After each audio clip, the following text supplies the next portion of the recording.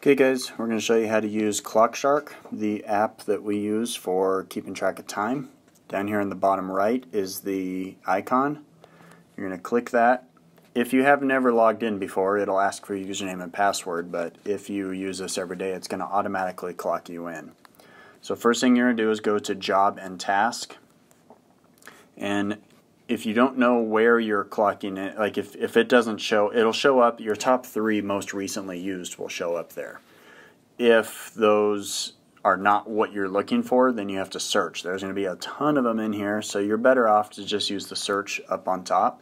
You can either search by the name or you can search by the PO number. So just to give you an example, suppose I'm looking for PO 18-1012. So I'm going to pull that up, and that's my job I'm looking for.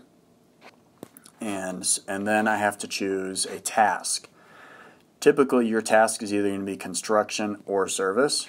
You're not normally going to use paperwork unless you work in the office.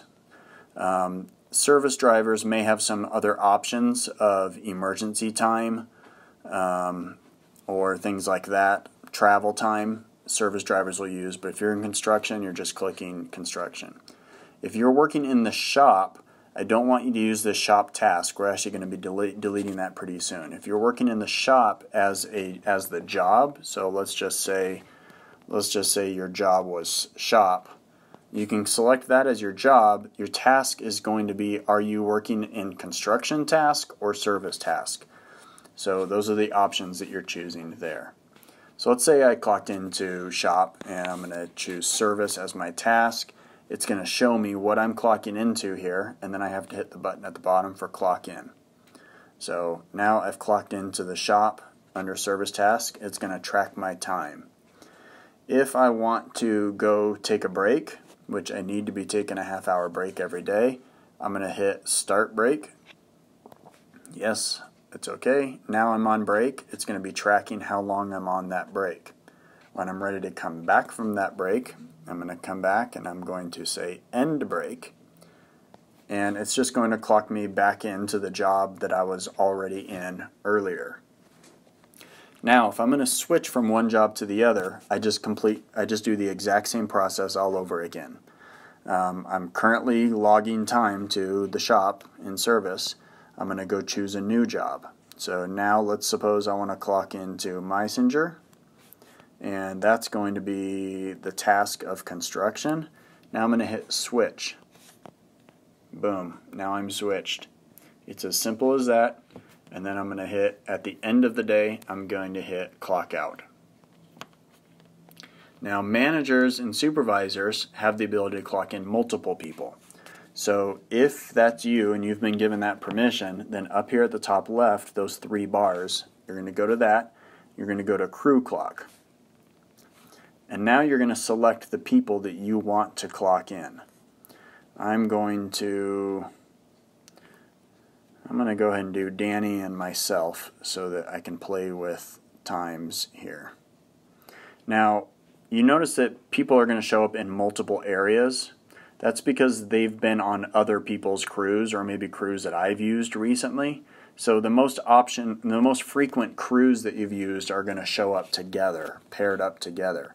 Otherwise, you need to go down and you need to select the different people that you're going to select. So I'm going to clock in Danny and myself. Now, you can do the same thing. If I want to clock in just one person, like say I'm a foreman on a job site and a guy showed up late. And so suppose I'm a foreman on a job site. In the morning, I clocked in everybody. A guy shows up late. So I can come back here, same thing. I select just that one person, and then I can clock him in. So I go select the people I want and hit the little check mark up at the top. Clock crew in, and now it's going to look just like the other thing. I'm going to choose which job I'm clocking these people into. We're going to clock into Messenger and construction.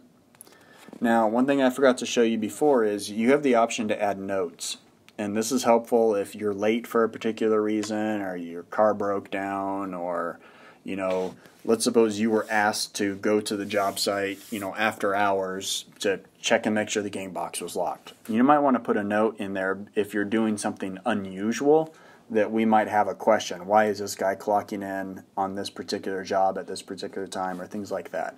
use those notes just to enter anything weird. So in this case, I'm going to go ahead and say, this is a test for the video of Clockshark.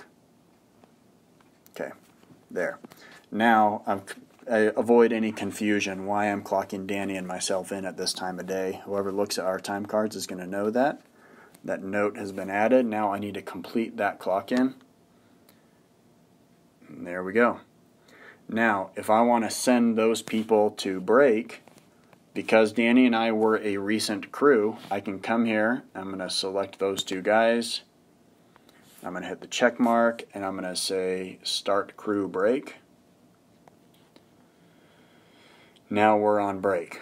So when I'm done, come back from break, select those two guys again, end crew break. Now that's done.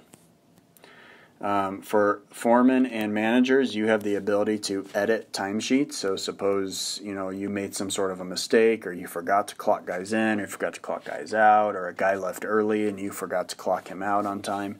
You can come here and you can hit timesheets, and you can go find the person that you're looking for, and I can go to the day that I want to edit, the time spot that I want to edit, and go up there and hit edit, and now I can change the times right there. I'm not going to do it because I don't want to mess up my time card, but you would just change the times to what it's supposed to be.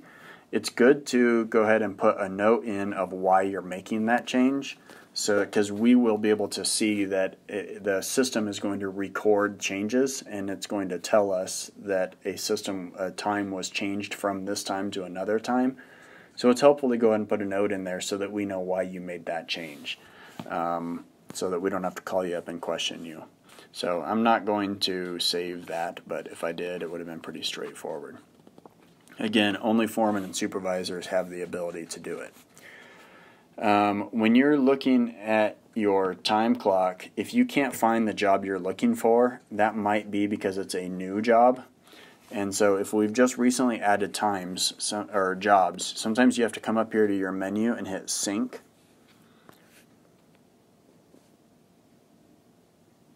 And that will just sync your app up to the computer in the office so that you have the most recent jobs. I have had the occasional time where if I still couldn't see something, I had to actually log all the way out and log back in again to reset the system. But that doesn't happen very often. And I think that's about it. That's how you use Clockshark.